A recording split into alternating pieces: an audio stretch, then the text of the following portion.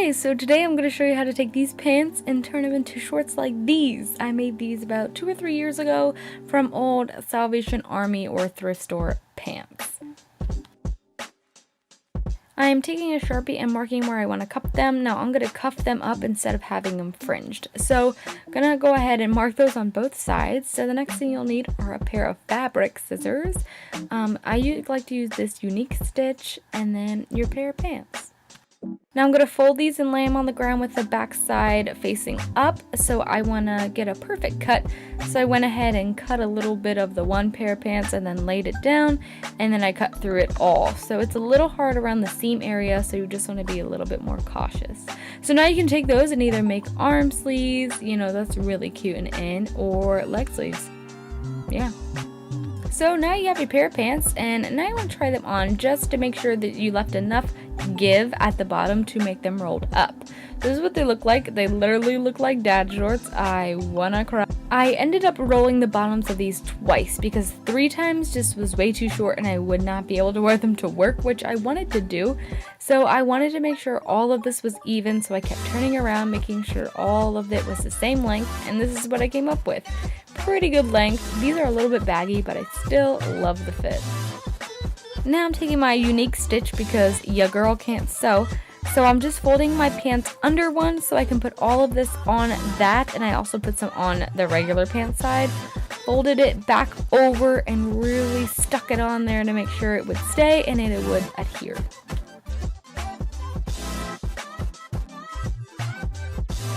So I pretty much did the exact same thing I just showed you, but in like super hyper speed, because why not just show all of this pretty much useless clip of me just gluing all this together, but just to make sure to show you that I got every single freaking thing on these pants, so they're not going anywhere. I like unique stitch because you don't have to take the time to stitch it all together. It literally just like pretty much stitches it for you.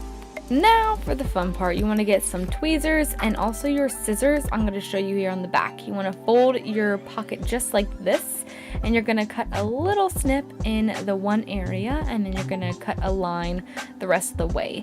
Now you want to do this again so you have 2 little slits on the back side of your pants.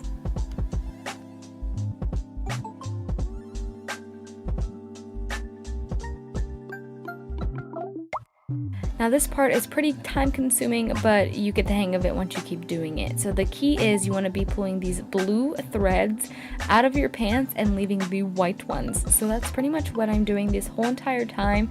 It takes a while, but once you start to see the process that I'm doing, it doesn't take that long. Once you get into a rhythm and you keep going, it starts to get really easy.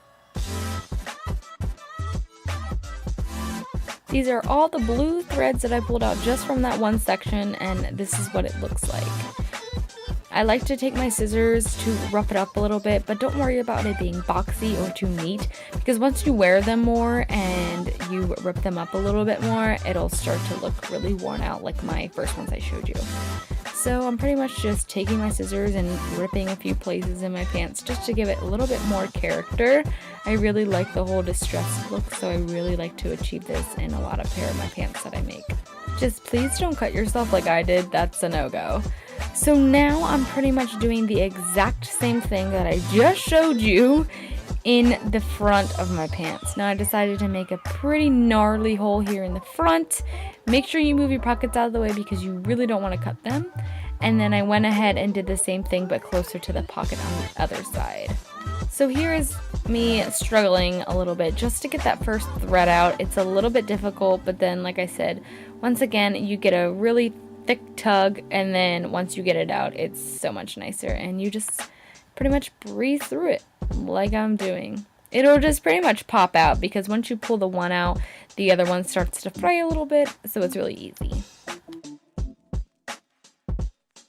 Here's what they look like. Some of them will already start to fray and lay down just because of the way that they were cut.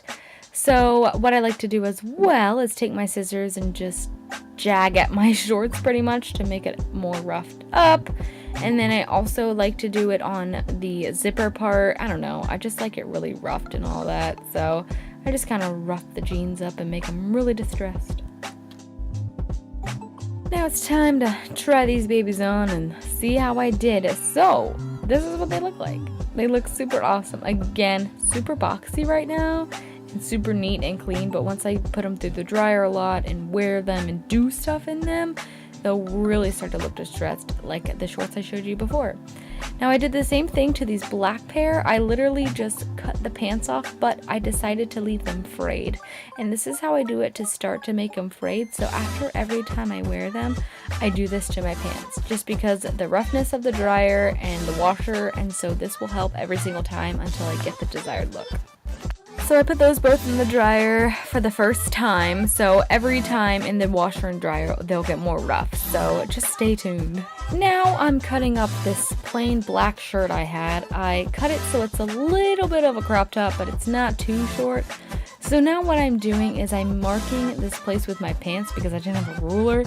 I'm marking it, so I'm going to make one clean cut down the middle, but you want to leave a little bit of the edging at the bottom. So you want to make sure there's a little bit of thread there, so don't cut it all the way through. So just like how I did with my pants, just lift it up and cut a little slit and then cut all the way up. So that's pretty much what I'm doing to the whole front side of the shirt, because I thought it was the back, but it's the front. But you'll see how I fix this later. So I was going to leave this just like this, but I wanted to get a little bit more crafty. You know me, I'm crafty. So I'm going to show you how I did this. Super simple and easy, just took the ends of the pieces and just started rippling them over each other. So you wanted to pick a new piece of thread at the very end. So then once you put them together, it looks like this, kind of in an X shape. And then all I did pretty much was unique stitch it again, because, you know, I can't sew, so this is easy. I just unique stitch the last piece and then put those on top of each other. So for the front side, I just cut a V so I wasn't choking myself, and then this is what the back side looks like. I think it looks really cool, especially if you have a bralette on, or a swimsuit on, or a cover up or something. I just think it looks super cool. So thank you guys so much for watching my video. I hope you guys enjoyed on how to cut up your clothing for summertime, and it's really fun, and you can just try new creative things, because I definitely enjoyed it. So thank you guys so much for watching, and I'll see you in the next one.